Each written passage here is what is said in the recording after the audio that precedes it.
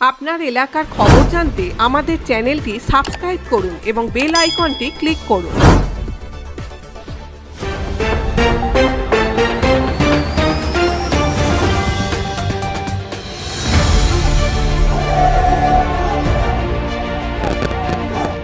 রাজ্য সরকারের উন্নয়নের বার্তা নিয়ে এবং নানান সরকারি পরিষেবা দুয়ারে দুয়ারে পৌঁছে দিতে এবার কুলতলিতে বাউল গানের মাধ্যমে বঙ্গধ্বনি যাত্রা করলেন কুলতলি ব্লক তৃণমূল কংগ্রেস সভাপতি গোপাল মাঝি। তার নেতৃত্বে শুক্রবার কুলতলি ব্লকের কিশোরী মোহনপুর এলাকায় দলীয় কর্মীরা ওই বঙ্গধ্বনি যাত্রায় পা মেলায়।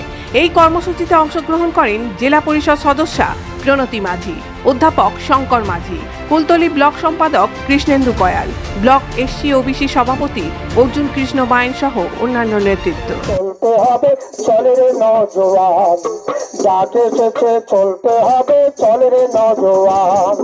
মাটি কত মেহেরবান, আনন্দে আজ গাইছে গান। আমরা আছে পাশাপাশি হিন্দু মুসলমান, আমরা আছে পাশাপাশি হিন্দু মুসলমান। হিন্দু বাড়ি নিমন্ত্রণ। আজকের এটা মমতা ব্যানার্জির নির্ধারিত পূর্ব কর্মসূচি যে দুয়ারে দুয়ারে সরকার, এই বার্তাটা মানুষের কাছে পৌঁছে দেওয়ার জন্যে আমাদের কর্মসূচি বঙ্গধ্বনি।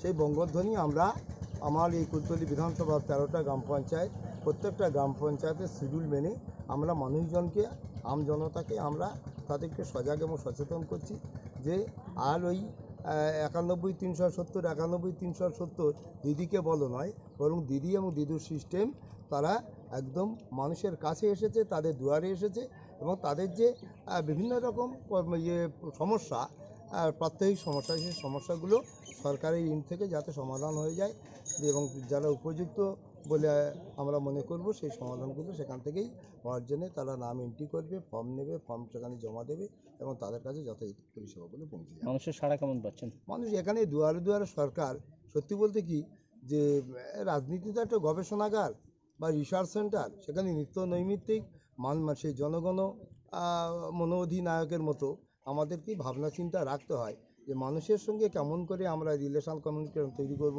মানুষের কাছে মনিকঠায় যাব, মানুষের সমস্যার প্রতি কীভাবে আমরা আন্তরিক এবং সংবেদনশীল হব এবং সমাধানের পথ কীভাবে বাড়াবো, তার জন্য এই প্রকল্প অত্যন্ত যুগোপযোগী এবং মানুষ এটাকে 100% গ্রহণ করছে এবং তারা আপ্লুত এবং অভিভূত হয়ে এই আমাদের শিবিরে যাচ্ছে। আপনারা সত্যিই যদি কোনো শিবিরে যান, শিবির চলাকালীন দেখবেন যে ভিড়ভাড়টা উপচে পড়ছে, দ্বিতীয় পর্যায়ে হয়ে গেছে, আবার সামনে তৃতীয় পর্যায়ে, তো সেটা ভাবতে পারবে না যে মানুষ তারা দল মত নির্বিশেষে সবাই এসে কিন্তু এই পরিষেবা গ্রহণ করার জন্য এই শিবিরে অংশগ্রহণ করে।